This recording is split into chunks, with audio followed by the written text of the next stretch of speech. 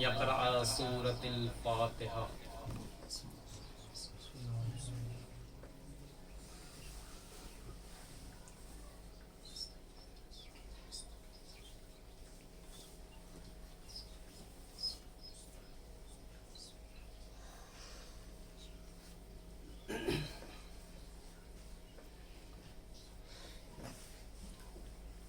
لا حول ولا قوة الا باللہ العلی العظیم۔ اعوذ باللہ من الشیطان اللعین الرجیم۔ بسم اللہ الرحمن الرحیم۔ الحمد للہ رب العالمین، الصلاۃ والسلام علی مولا اشرف الانبیاء والمرسلین، وسیدنا وطبیب قلوبنا وشفیع ذنوبنا ومولانا ابی القاسم محمد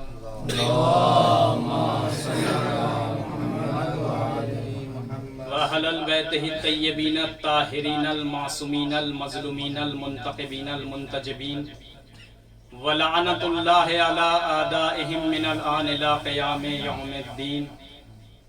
أما بعد، فقد قال الله تبارك وتعالى في القرآن الكريم: بسم الله الرحمن الرحيم.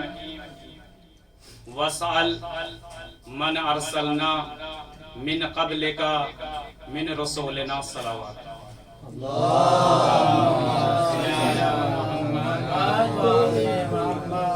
عزیزان گرامی، طلاب اکرام، عزاداران مظلوم کربلا، عزاداران مظلوم سید الشہداء، عشرۂ رمضان المبارک کی آج نویں مجلس ہے کہ جس کو پڑھنے کا شہزادی فاطمہ زہرا سلام اللہ علیہا نے یہ شرف مجھے بخشا۔ تمام تعریفیں ہیں خداوند عالم کے لیے، اور تمام درود و سلام ہو محمد و آل محمد علیہ السلام کی ذات پر، کہ جن کے صدقے میں خداوند عالم نے اس کائنات کی ہر شے کو خلق کیا۔ وہی خداوند عالم اپنی مقدس کتاب، اپنی بابرکت کتاب، کہ جس کا نزول اسی رمضان المبارک میں ہوا، اس کتاب کے 43ویں سورہ زخرف کی 45ویں آیت میں خداوند عالم اپنے حبیب سے، اس حبیب سے کہ جس کو رحمت للعالمین بنا کر بھیجا، ارشاد فرما رہا ہے، اپنے رسول سے مخاطب ہے کہ وَاسْأَلْ مَنْ أَرْسَلْنَا مِنْ قَبْلِكَ مِنْ رُسُولِنَا، کہ اے میرے حبیب سوال کر، پوچھ ان نبیوں سے کہ جو تجھ سے پہلے گزر چکے ہیں۔ دیکھیں، سوال کس سے کیا جاتا ہے؟ سوال اس سے کیا جاتا ہے کہ جو سامنے موجود ہو۔ غائب انسان سے سوال نہیں کیا جاتا ہے، لیکن خداوند عالم اس آیت میں اپنے حبیب سے کہہ رہا ہے کہ اے محمد سوال کر ان نبیوں سے کہ جو تجھ سے پہلے گزر چکے ہیں۔ دیکھیں، رسول اسلام نے جانے سے پہلے 2 چیزوں کا اعلان کیا تھا کہ میں تمہارے درمیان میں 2 چیزیں چھوڑ کر جا رہا ہوں، ایک اللہ کی کتاب اور دوسرے میرے اطرت یعنی اہل بیت علیہ السلام۔ لیکن ادھر رسول کی وفات ہوئی، اور رسول کی وفات ہونے کے بعد اب مسلمانوں میں 2 گروہ بن گئے۔ ایک گروہ نے دعویٰ کیا کہ حسبنا اللہ، حسبنا اللہ یعنی ہمیں اللہ کی کتاب کافی ہے، ہمیں اہل بیت کی ضرورت نہیں ہے۔ اور ایک گروہ نے ان دونوں کو لے لیا، اس لیے کیونکہ رسول ارشاد فرما کر گئے تھے کہ اگر تم ان سے متمسک رہو گے تو میرے بعد ہرگز کبھی گمراہ نہیں ہوں گے۔ کیوں؟ کیونکہ یہ دونوں حوض کوثر پر میرے پاس آئیں گے۔ لیکن دوسرے گروہ نے کیا کہا کہ حسبنا اللہ، ہمیں اللہ کی کتاب کافی ہے۔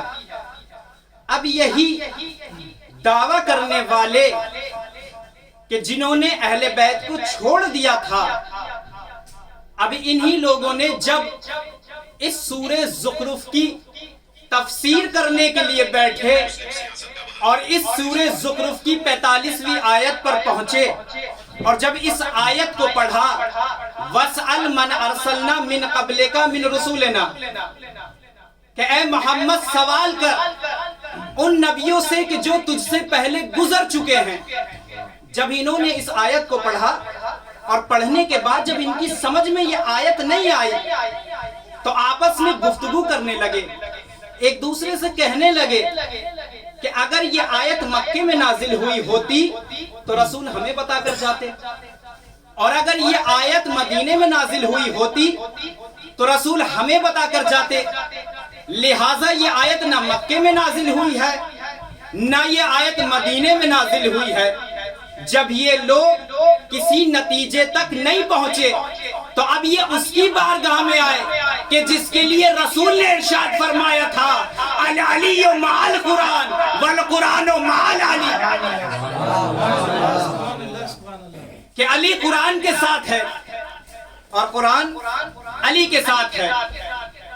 آئے اور آنے کے بعد مولا کی بارگاہ میں آنے کے بعد کہا، یا علی، ہم قرآن کی تفسیر کرنے کے لیے بیٹھے تھے لیکن ہمیں یہ سورہ زخرف کی 45ویں آیت سمجھ میں نہیں آتی، اس لیے کہ یہ آیت نہ مکے میں نازل ہوئی ہے نہ یہ آیت مدینے میں نازل ہوئی ہے۔ اگر یہ مکے میں نازل ہوئی ہوتی تو رسول ہمیں بتاتے، اگر یہ مدینے میں نازل ہوئی ہوتی تو رسول ہمیں بتاتے۔ مولا سے کہنے لگے کہ یہ آیت کہاں نازل ہوئی ہے؟ مولا نے کہا کہ دیکھو، اس آیت کا ہمیں سب سے پہلے شان نزول دیکھنا ہے کہ یہ آیت کہاں نازل ہوئی ہے۔ مولا نے کہا یہ آیت نہ ہی مکے میں نازل ہوئی ہے نہ ہی یہ آیت مدینے میں نازل ہوئی ہے، بلکہ یہ آیت زمین پر نازل ہی نہیں ہوئی ہے۔ تو ہاتھوں کو جوڑنے کے بعد کہتے ہیں کہ مولا پھر آپ ہی بتائیے کہ یہ آیت کہاں نازل ہوئی ہے۔ مولا نے مسکرا کر کہا کہ اے قرآن کا دعویٰ کرنے والو، کیا تم نے قرآن کی آیت پڑھی ہے؟ سبحان الذی اسریٰ بعبدہ لیلا من المسجد الحرام الی المسجد الاقصی، کہ پاک و پاکیزہ ہے وہ ذات کہ جو اپنے بندے کو لے گئی راتوں رات من المسجد الحرام الی المسجد الاقصی، مسجد حرام سے مسجد اقصی کی طرف۔ کہنے لگے کہ ہاں یا علی، ہم نے اس آیت کو پڑھا ہے اور یہ آیت ہمیں سمجھ میں بھی آتی ہے کہ آیت جو ہے جب رسول اسلام معراج پر گئے تھے تو اس وقت یہ آیت نازل ہوئی تھی۔ تو مولا کائنات نے کہا کہ دیکھو، جب میرا حبیب، جب میرا آقا و مولا معراج پر گیا اور معراج پہ جانے کے بعد جب بیت معمور میں پہنچا، جس طرح سے ہم لوگوں کا کعبہ قبلہ ہے، جس طرح سے ہم لوگ حج پر جاتے ہیں اور اس کے طواف کرتے ہیں، اسی طرح سے ایک بیت معمور ہے کہ جو فرشتوں کا قبلہ ہے، کہ جس کے فرشتے طواف کرتے ہیں۔ جب رسول اسلام بیت معمور میں پہنچے، جیسے ہی آپ پہنچے، رسول سے پہلے تمام کے تمام نبی وہاں پر موجود تھے، یعنی 1,23,999 نبی رسول اسلام سے پہلے بیت معمور میں بیٹھے ہوئے تھے۔ جیسے ہی رسول اسلام پہنچے، تمام کے تمام نبی رسول اسلام کے استقبال کے لیے کھڑے ہو گئے، استقبال کے لیے کھڑے ہوئے۔ اب انہی نبیوں میں ایک نبی ہے کہ جس کو کلیم کہا جاتا ہے، کہ جو اللہ کا کلیم نبی ہے، کہ جس کا نام ہے موسیٰ۔ جیسے ہی تمام کے تمام نبی رسول اسلام کے استقبال کے لیے کھڑے ہوئے، ویسے ہی فوراً جناب موسیٰ کے دل میں خیال پیدا ہوا۔ کیا خیال پیدا ہوا؟ کہ ہو سکتا ہے کہ آج میں نبیوں کا امام بنوں، ہو سکتا ہے کہ آج میں نبیوں کی امامت کروں۔ ادھر موسیٰ کے دل میں اس خیال کا آنا تھا ادھر خداوند عالم نے جبرائیل کو آواز دی، جبرائیل جلدی کرو، اس لیے کہ موسیٰ کے دل میں یہ خیال آیا ہے کہ میرے محمد کے ہوتے ہوئے نبیوں کا امام بنے، اللہ کو برداشت نہ ہوا۔ ارے جو اللہ موسیٰ جیسے نبی کا ابن محمد کے ہوتے ہوئے امام بننا برداشت نہیں کرتا، ارے وہ اللہ علی کے ہوتے ہوئے کسی دوسرے کو کیسے برداشت کر لے؟ صلوات پر محمد والے محمد۔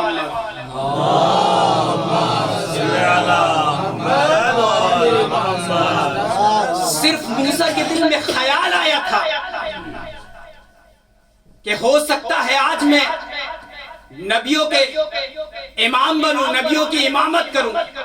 اللہ نے جبرائیل سے کہا کہ جبرائیل جاؤ، اس لیے کہ میرے کلیم کے دل میں یہ خیال آیا ہے کہ وہ میرے محمد کے ہوتے ہوئے میرے نبیوں کا امام بنے۔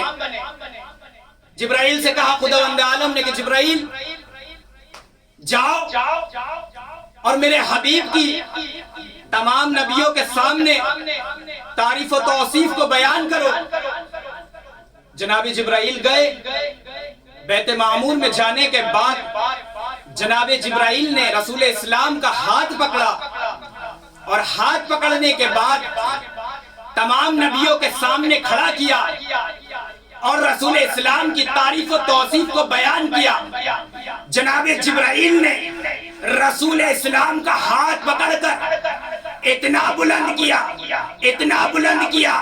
کہ رسول اسلام کو 1,23,999 نبیوں کے سر نظر آ رہے تھے۔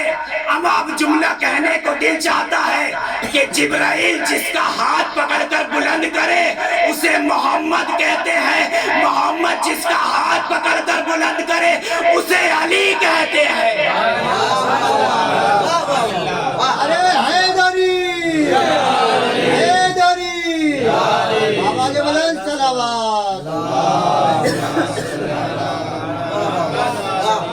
جناب جبرائیل نے تعریف و توصیف کو بیان کیا۔ بیان کرنے کے بعد اب نماز کا وقت ہوا، رسول اسلام کے لیے مصلی بچھایا گیا۔ رسول اسلام نے تمام نبیوں کی امامت کی، تمام نبیوں کو نماز پڑھائی، اور نماز سے جب فارغ ہوئے ایک مرتبہ رسول اسلام نے اپنا رخ تمام نبیوں کی طرف کیا۔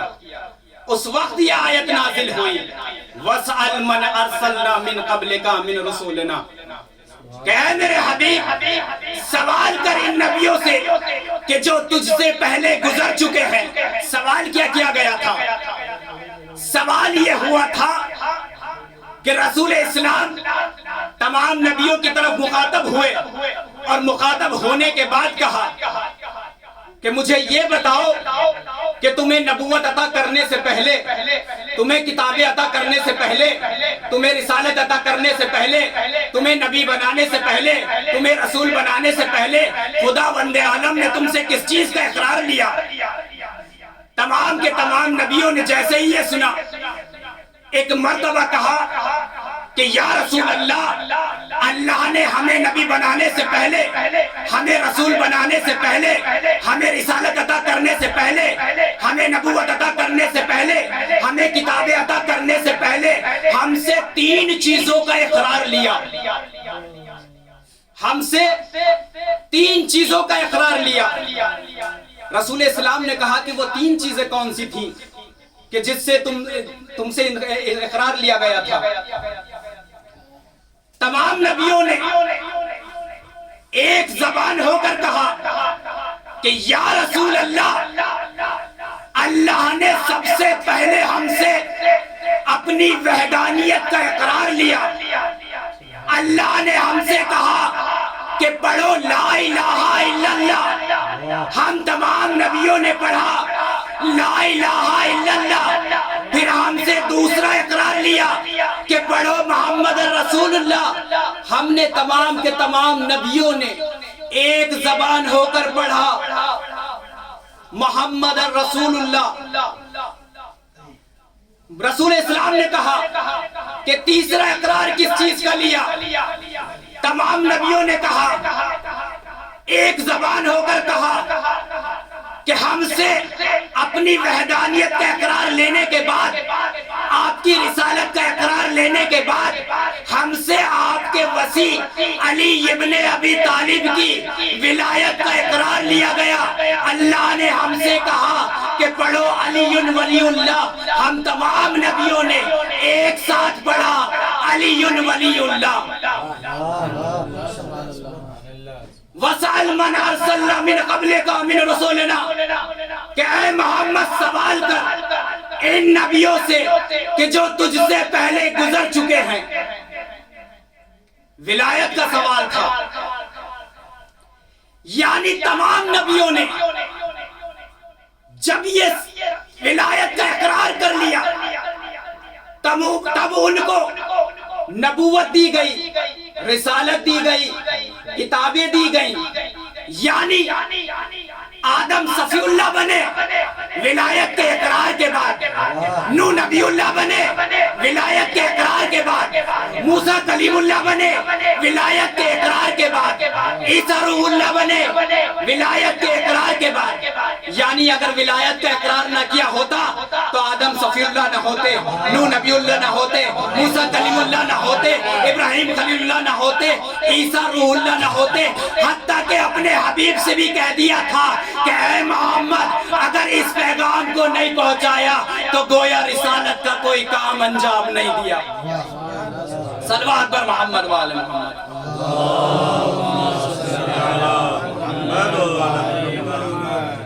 خدا بند عالم نے کائنات کی ہر شے کو خلق کرنے سے پہلے مولا کائنات کی ولایت کا اقرار لیا ہے۔ جس نے ولایت کا اقرار کیا وہ دنیا میں بھی کامیاب رہا اور آخرت میں بھی کامیاب رہے گا، اور جس نے ولایت کا انکار کیا وہ دنیا میں بھی ذلیل و رسوا رہا اور آخرت میں بھی ذلیل و رسوا رہے گا۔ اسی کے ضمن میں ایک روایت اور ربط مسائل۔ صلوات بھیجو محمد وعلی محمد۔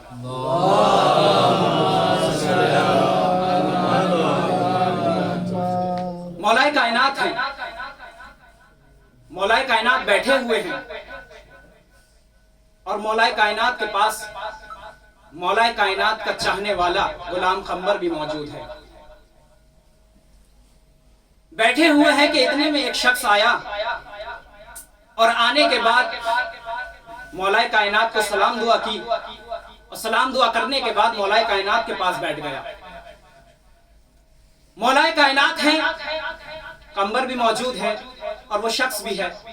مولا کائنات واضح نصیحت کرنے لگے کہ اسی اثناء میں اس شخص نے کہا، دیکھیں رمضان المبارک کا مہینہ چل رہا ہے اور رگی یہاں پر بہت مشہور ہے رمضان المبارک میں۔ اس شخص نے کہا کہ مولا ہمارا دل چاہ رہا ہے کہ ہم تربوز کھائیں۔ مولا نے قمر سے کہا کہ قمر یہ لو 2 دینار لو۔ اب یہ پتہ نہیں دینار تھے یا درہم تھے، فی الحال میں دینار استعمال کر رہا ہوں، کہ لو قمر یہ 2 دینار لو اور اس کے تربوز خرید لاؤ۔ قمر بازار میں گئے، اور بازار میں جانے کے بعد قمر نے جب تربوز خریدے تو ان 2 دینار کے 3 تربوز ملے۔ قمر لے کر آئے اور لانے کے بعد مولا کی خدمت میں حاضر ہوئے۔ مولا نے کہا کہ قمر ان کو کاٹو۔ قمر نے جو ہے ان کو کاٹا، پہلے تربوز کو کاٹا، کہا قمر اس کو چکھو۔ قمر نے جیسے ہی چکھا تو بدمزہ نکلا۔ مولا نے کہا کہ دوسرا کاٹو، دوسرا کاٹا تو وہ بھی بدمزہ نکلا۔ اب تیسرا تربوز کاٹا، وہ بھی بدمزہ نکلا۔ کہا مولا یہ تو تینوں تربوز بدمزہ ہیں، کھانے کے لائق نہیں ہے۔ مولا نے پھر 2 دینار دیے، کہا کہ قمر دوسرے خرید کے لاؤ۔ قمر پھر بازار گئے، جانے کے بعد پھر 3 تربوز لے کر آئے۔ مولا نے کہا کہ قمر ان کو کاٹو۔ ایک تربوز کاٹا، وہ بھی خوش مزہ نکلا۔ दूसरा तरबूज काटा, वो भी खुशमजा निकला। तीसरा तरबूज काटा, वो भी खुशमजा निकला। अब कंबर ने हाथों को जोड़ा और जोड़ने के बाद मौला से कहा कि मौला, इसने राज किया है, इस राज से पर्दा तो उठाए। मौला ने कहा कंबर तुम समझे नहीं, जो पहले तरबूज काटे थे उनसे हमारी विलायत का इकरार लिया गया, तो उन्होंने इनकार कर दिया तो बदमजा हो गए। और जो दो बाद में तरबूज लेकर आए, इनसे हमारी विलायत का इकरार लिया गया, तो इन्होंने इकरार कर लिया, ये खुशमजा हो गए। पता चला कि जिसने विलायत का इनकार किया वो दुनिया में भी बदमजा रहता है और आखिरत में भी घाटे में रहता है। सलवात पर मोहम्मद वाले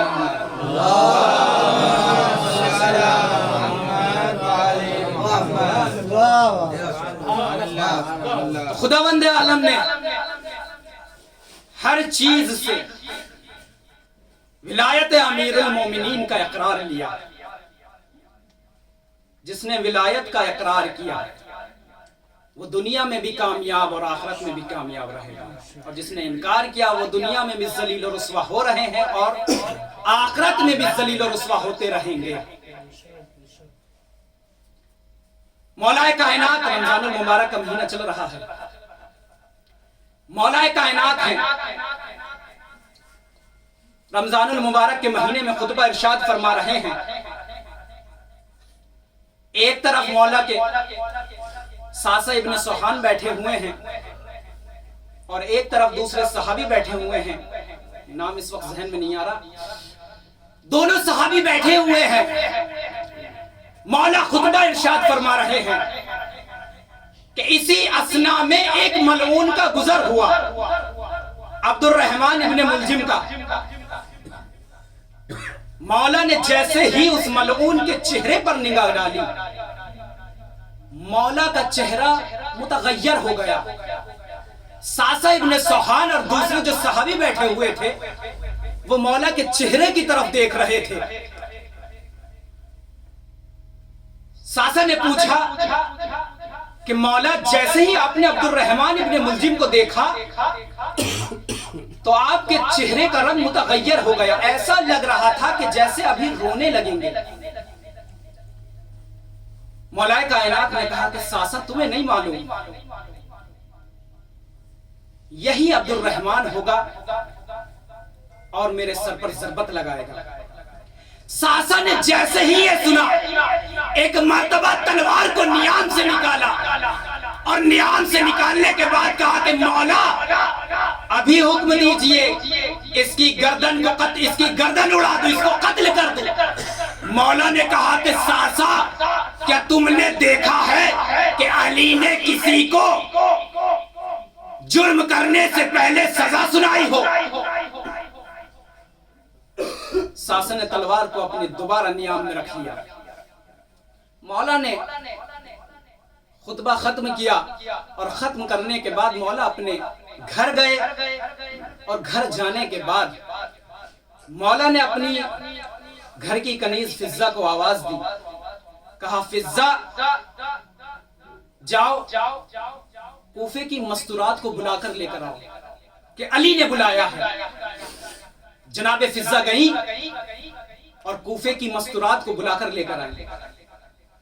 फिजा ने कहा कि मौला, कूफे की मस्तूरात जमा हो गई हैं, अब क्या हुक्म है?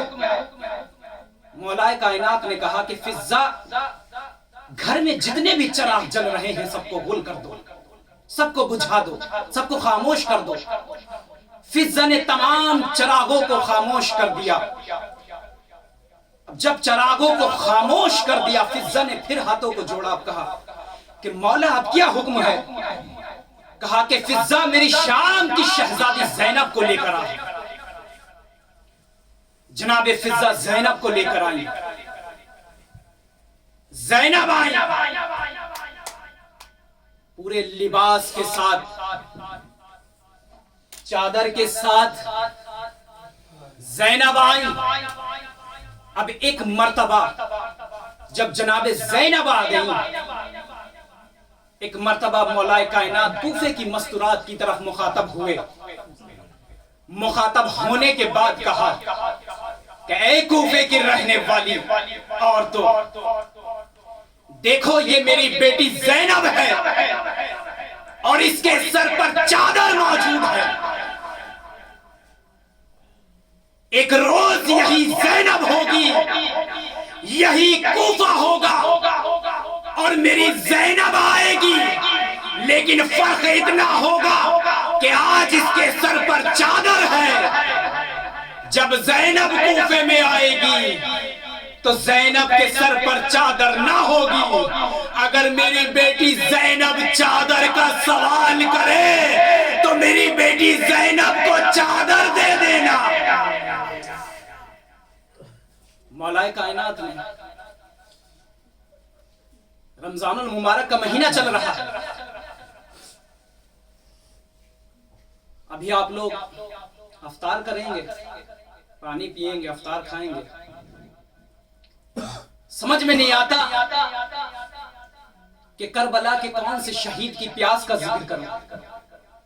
اس لیے کہ کربلا میں ایک شخص پیاسا نہیں تھا، بلکہ 72 کے ساتھ ساتھ خواتین اور بچے بھی پیاسے تھے. سب نے امام حسین سے پانی کا سوال کیا، لیکن امام حسین نے کسی سے پانی کا سوال نہیں کیا. کیسے معلوم ہو، کیسے تصور کرے امام حسین کی پیاس کو، کیسے اندازہ لگائے امام حسین کی پیاس کا. بس اتنا سن لیجئے کہ تھوڑا سا اندازہ لگا سکتے ہیں اس وقت کہ جب جناب علی اکبر میدان سے واپس آئے ہیں اور آنے کے بعد اپنے بابا سے کہا ہے، بابا پیاس لگ رہی ہے، کاش اگر ایک گھونٹ پانی مل جاتا تو میں انہیں فوج اشکیا کو بتاتا کہ میں کس کا پوتا ہوں، میں کس کا بیٹا ہوں. امام حسین نے جیسے ہی جناب علی اکبر کا یہ سوال سنا، ایک مرتبہ امام حسین نے کہا، بیٹا اکبر، ارے پانی تو نہیں ہے، لیکن ہاں اپنی زبان کو میرے دہنے مبارک میں ڈال دو. جناب علی اکبر نے اپنی زبان کو، اپنی خشک زبان کو خشک دہن میں جیسے ہی ڈالا، ایک مرتبہ زبان کو باہر نکال لیا اور نکالنے کے بعد کہا، بابا ارے آپ کی زبان میں تو میری زبان سے زیادہ کانٹے پڑے ہوئے ہیں، ارے میری زبان سے زیادہ خشک ہے. ہاں زادارو، امام حسین، ارے 3 دن کا بھوکا پیاسا حسین، ایک مرتبہ ارے جب سب شہید ہو جاتے ہیں امام حسین قیام میں آتے ہیں اور آنے کے بعد ارے ایک ایک بی بی سے کہتے ہیں، رقیہ تم پر ہمارا سلام، زینب تم پر ہمارا سلام، کلثوم تم پر ہمارا سلام، ماں کی کنیز فضہ تم پر ہمارا سلام، ارے سکینہ تم پر بھی ہمارا سلام ہو. ایک مرتبہ زینب نے جیسے ہی یہ سنا، ایک مرتبہ اپنے بھیا کو آواز دی، اے بھیا ارے ذرا خیمے میں تو آ. ارے جناب زینب نے جیسے ہی آواز دی، امام حسین خیمے میں گئے. خیمے میں جانے کے بعد زینب میں اور حسین میں گفتگو ہونے لگی. ارے مجھے نہیں معلوم کہ دونوں بھائی بہنوں میں کیا گفتگو ہو رہی تھی، لیکن ہاں اتنا معلوم ہے زینب کو کہ میرا بھیا ارے وقت آخر کے لیے آیا ہے، آخری رخصت کے لیے آیا ہے. ایک مرتبہ جناب امام حسین نے ارے سید سجاد کو رموز امامت کو جناب سجاد کے حوالے کیا اور کچھ رموز امامت کو جناب زینب کے حوالے کیا. اور ایک مرتبہ اب زینب نے کہا کہ بھیا ارے تم تو جا رہے ہو، آخری رخصت کے لیے آئے ہو، بھیا میری ایک خواہش ہے، اے بھیا ارے ہم تمام بیویاں ایک حلقہ بناتی ہیں اور اب آپ بھیا اس حلقے کے درمیان سے گزر جاؤ. ایک مرتبہ ارے تمام بیویوں نے حلقہ بنایا. ارے مظلوم کربلا بیویوں کے حلقے سے گزر رہا تھا. ارے گزرتے گزرتے ایک مرتبہ ارے اسی اسنا میں ارے کسی بیوی نے دامن پکڑا، کسی بیوی نے بازوؤں کو پکڑا اور کہا اے ہمارے والیوں وارث، اے میرے بابا، اے میرے ماں جائے، اے حسین، اے تم بھی جا رہے ہو؟ ہاں زادارو، الغرض حسین خیمے سے نکلے، ارے جیسے ہی راوار کے نزدیک پہنچے تو کیا دیکھا کہ ایک مظلومہ، ارے خیمے ایک مظلومہ راہوار کی لگام کو تھامے کھڑی ہے۔ آزادارو میں نے ختم کر دیے مصائب، آزادارو ارے تمہیں کوئی غم نہ دے سوائے غم مظلوم کربلا کے۔ آزادارو ارے کیا دیکھا، ارے ایک برقع پوش بی بی، ارے ایک برقعے میں سے لپٹی ہوئی بی بی لجام فرس کو تھامے کھڑی ہے۔ ایک مرتبہ اس بی بی نے کہا اے میرے آقا، ارے آئے میں سوار کراتی ہوں۔ ارے سوار جیسے ہی کرایا، ایک مرتبہ امام حسین نے کہا اے معظمہ، اے بی بی، ارے تو کون ہے؟ ایک مرتبہ نما نقاب کو چہرے سے ہٹایا، ایک مرتبہ کہا میں عباس کی بہن رقیہ، میں نے عباس کی بہن رقیہ۔ امام حسین نے کہا اے رقیہ مجھے اتنا بتا دے کہ تجھے کس نے سکھایا ہے کہ سوار کو سواری پر کس طرح سوار کیا جاتا ہے؟ ایک مرتبہ رقیہ نے کہا کہ مولا آقا، ارے جب شب عاشور تھی تو ایک مرتبہ عباس میرے خیمے میں آیا تھا، اور آنے کے بعد اس نے مجھے سلام کیا، اور سلام کرنے کے بعد کہا اے بہن رقیہ، ارے میری تجھ سے ایک خواہش ہے۔ کہا بھیا بتا، میں ضرور پورا کروں گی۔ ایک مرتبہ عباس نے کہا اے میری بہن رقیہ، ارے جب میرے آقا کو سوار کرانے والا کوئی نہ ہو تو اے میری بہن رقیہ میرے آقا کو میری طرف سے سوار کرا دینا۔ رقیہ نے سوار کیا، امام حسین میدان کارزار میں گئے۔ ارے 3 دن کا بھوکا پیاسا کہاں تک جنگ کرتا، جنگ کرتے کرتے آواز غیبی آئی یا ایتھا النفس المطمئنہ ارجعی الی ربک راضیۃ مرضیہ فادخلی فی عبادی وادخلی فی جنتی۔ انا للہ و انا الیہ راجعون۔